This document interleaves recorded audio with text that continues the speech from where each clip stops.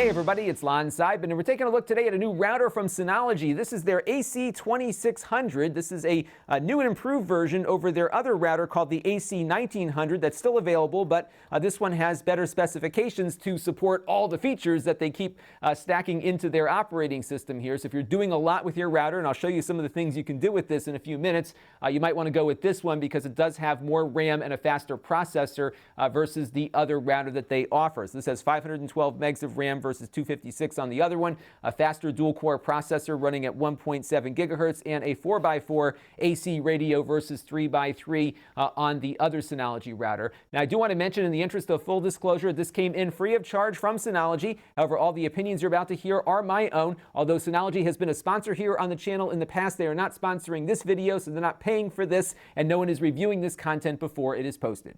All right, so let's take a closer look at the hardware now. This is going to retail for about $230, which I think is pretty competitive compared to other routers with similar specifications, especially because Synology seems to be updating these things quite frequently for security and bug fixes and whatnot. I've been seeing usually an update about every month or so on the one I've got in the closet over there, so I've been very pleased with how well it has been supported over the time that I have owned the other one. Now, you've got a lot of ports on this to talk about. So this is a USB 3.0 port over here. And what this lets you do is plug in external storage. So if you've got an external hard drive that's formatted for the Mac, for Windows, or for Linux, you can pop it in here and make files available to your local network, or you can have them available over the internet as well using the same applications you would use with a regular Synology NAS device. You're not going to get all the NAS functionality you'll get out of one of their disk stations, but you'll get enough to share files and do some basic stuff. And they've got a button here that if you want to eject that drive, you can push it here without having to log into its control panel first to do that. So that is pretty handy. You got an additional storage option on the front because you can put in an SD card. You got to put it in upside down like so, but when you get it in there, you can then store files on here and access them in the same way. And you can have both of these things going at the same time. You can serve files to your smart television via DLNA. You can also use this as a destination for the Mac Time Machine backup utility too. So they've got a lot of basic NAS functionality on here that is pretty usable.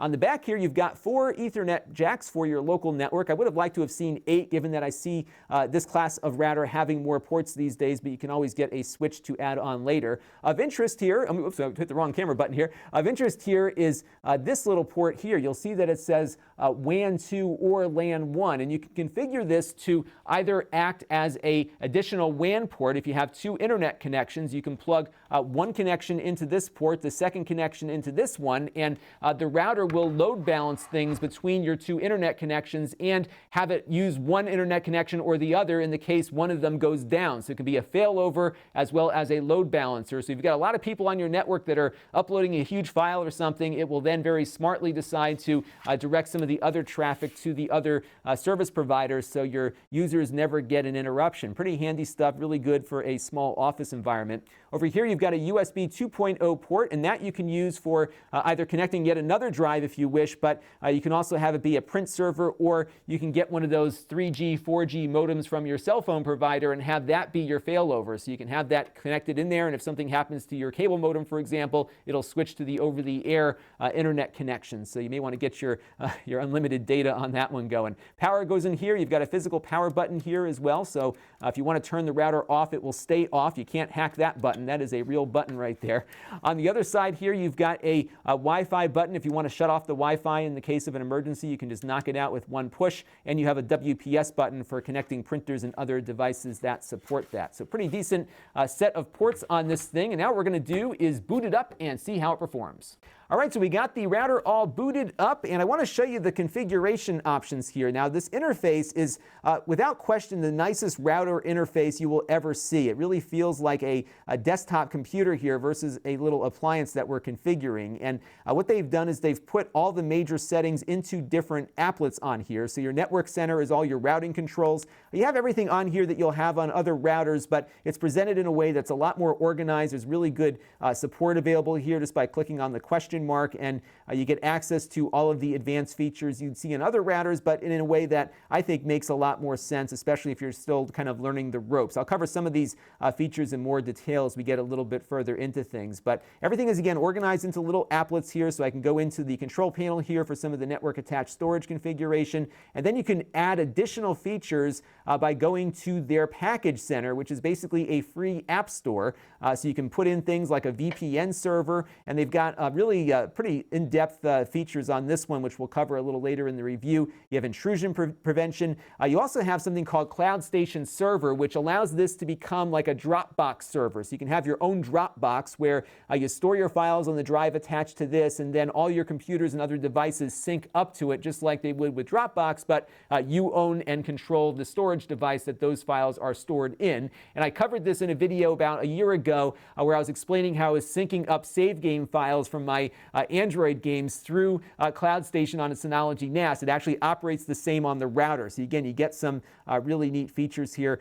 Media server, for example, is what you can use to interface with your smart television. Download station here is like a BitTorrent client. So they do include some things that you might see on their NAS devices, not all of them, but enough that you can really make this a pretty usable all-in-one appliance for your internet and file sharing. So really cool stuff on that front. So now I want to do a rapid fire of some of the features that stand out to me on the Synology routers. And I should note that everything you're about to see you can do on the less expensive Synology router, but when you start stacking all these features on top of each other, you might want the extra memory and horsepower that this one provides. Here is the Smart WAN feature to start off with. And you remember when I was going over the hardware overview, I mentioned you can connect two different internet connections to your router and have it work as a failover. So for example, if I had that first LAN port occupied by my second internet connection, if the blue one here went down, it would switch over to the other one. But you can also have it work in a load balancing mode where I could say, give 80% of the traffic to the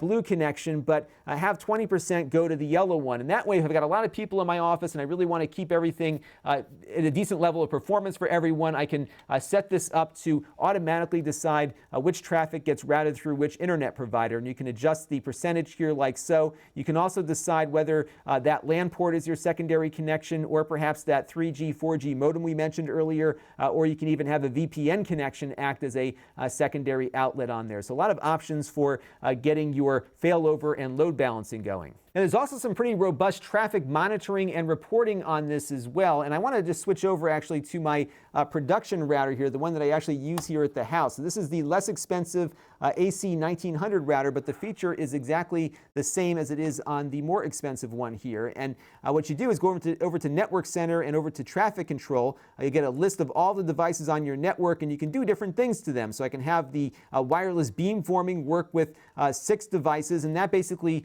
points the wireless signal in the direction of the device, so you get a slightly better connection. Again, it's on other devices, but I think it's implemented here in a little better fashion. I can just click to get that all going. If my daughter's acting up and I want to take her off the internet for a while, I can click ban here and knock her off, so the power of dad can be felt through a mouse click there. You can also set custom speeds for individual devices, so if I want to limit her iPad to 5 megabits per second downstream and maybe 1 up, I can click on that, and that will get policed through that feature. And you can also set devices to be a high priority, so that's good for gaming PCs and Xboxes and whatnot that need a faster connection. You can put them as a higher priority over other devices on the network, so it has some quality of service stuff built into that little thing there as well. Now over on the monitoring feature, I actually found some really neat stuff in here. So over here I can get a real-time view of my network. Again, this is something you can see on other routers, but you also have the ability to look at the past 24 hours and then the past week. And I just started using this feature today, as a matter of fact. It's been on my router forever. I never really played with it before, but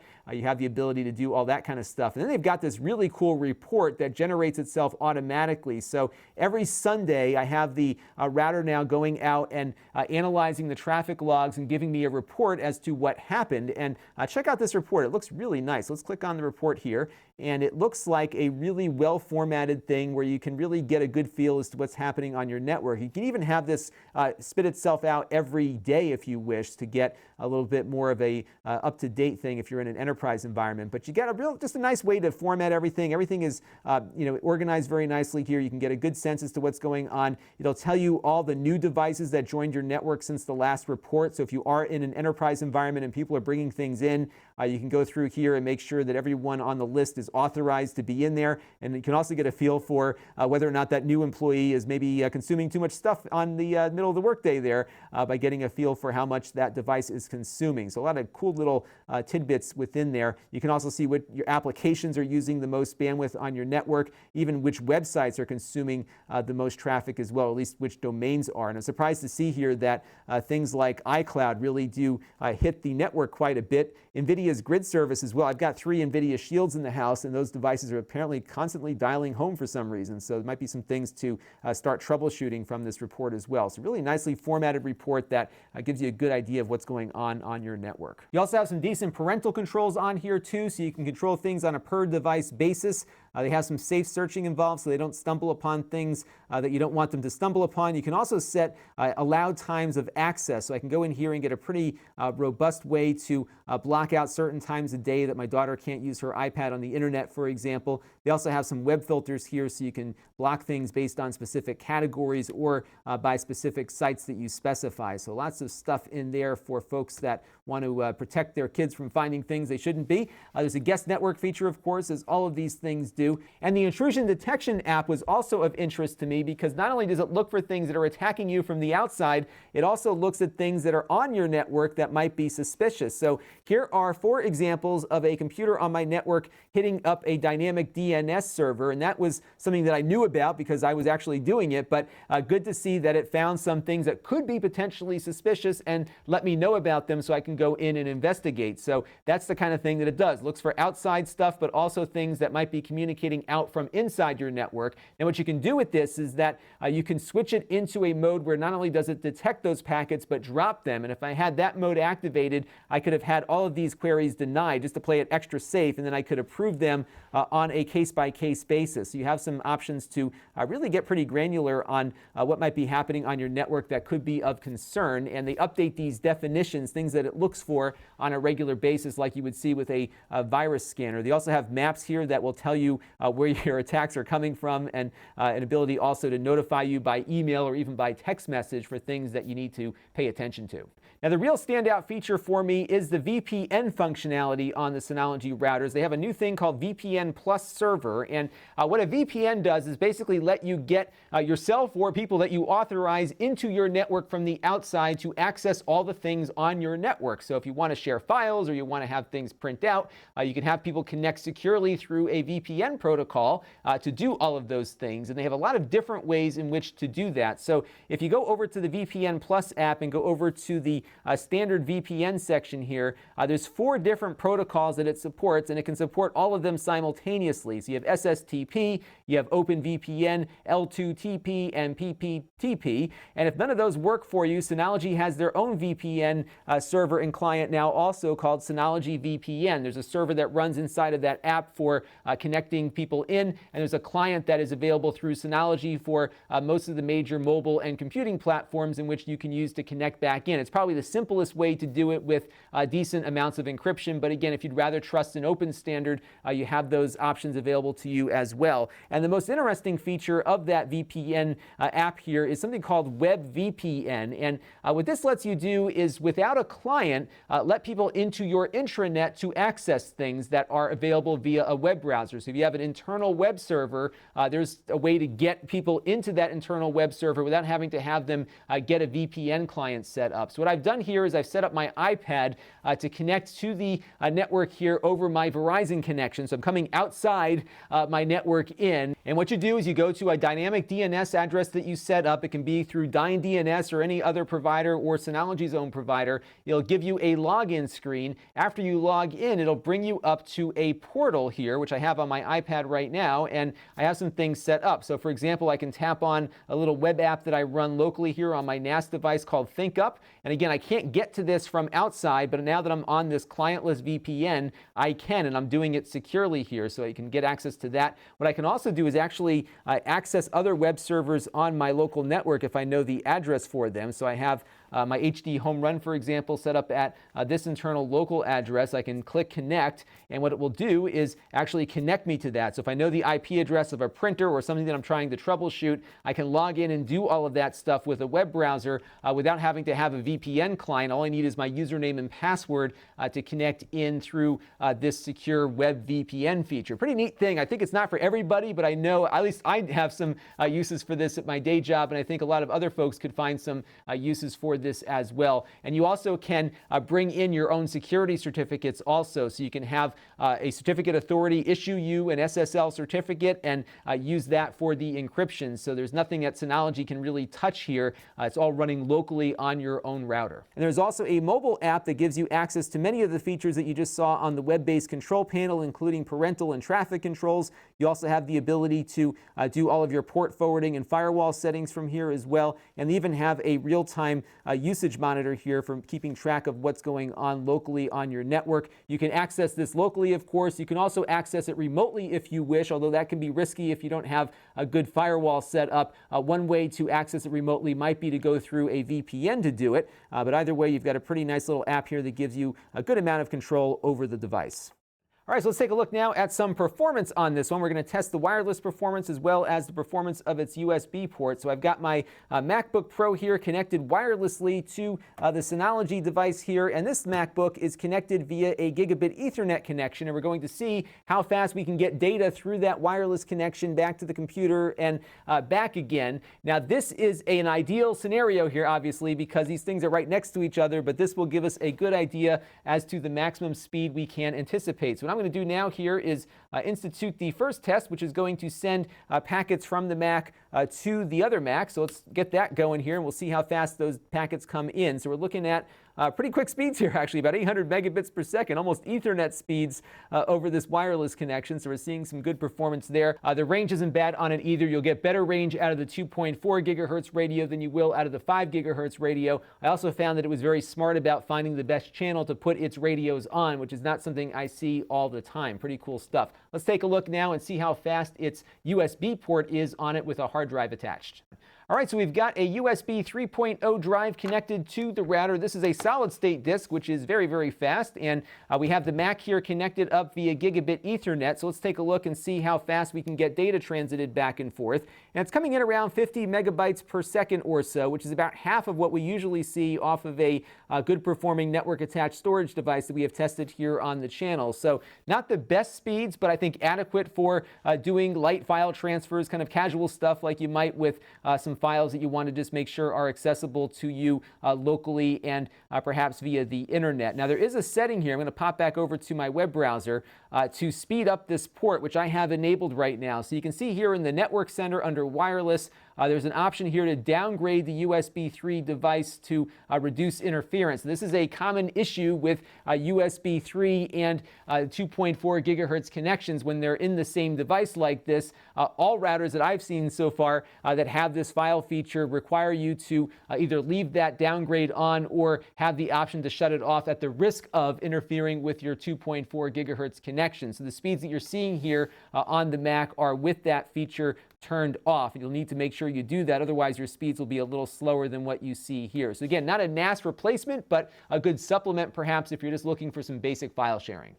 So that is the RT2600ac from Synology. I think it's a very good value for what you're getting here. Very feature-rich, as you saw with all the stuff that I just glanced over. There's a lot more to look at on this, actually. I really like the interface. Everything is just feeling very polished now, and it's got a great set of VPN functionality also that you don't see on other routers out there. Now, you might be wondering why go with this more expensive one if the less expensive one does all the same stuff. And the reason really is going to come down to what you plan to do with it. So let me pull up my other router's control panel right now. So this is the old version, the AC1900, which again is still available for $170. But you can see here that I have my memory on the device 70% utilized. That's running the VPN server, the intrusion detection, as well as that traffic monitoring. So if I really start hitting my network hard and trying to do a lot of things with the VPN, I might fill that memory up to the top and slow down my overall performance, both for me and everyone else on my network. So there's a little more room on the new one to have all the features you want to have enabled and still get decent network performance out of it. So I think if you do plan to utilize a bulk of the features that are available on this product line, go for the more expensive one with the greater capacity. But if you're only going to do one or two things, the other one will be just fine. This is Lon.TV. Thanks for watching. This channel is brought to you by my Patreon supporters. If you want to help the channel, you can by contributing as little as $1 a month.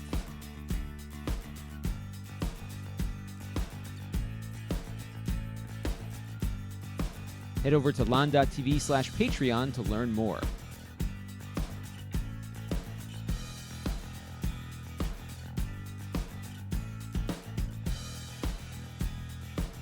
And don't forget to subscribe. Visit Lon.TV/S.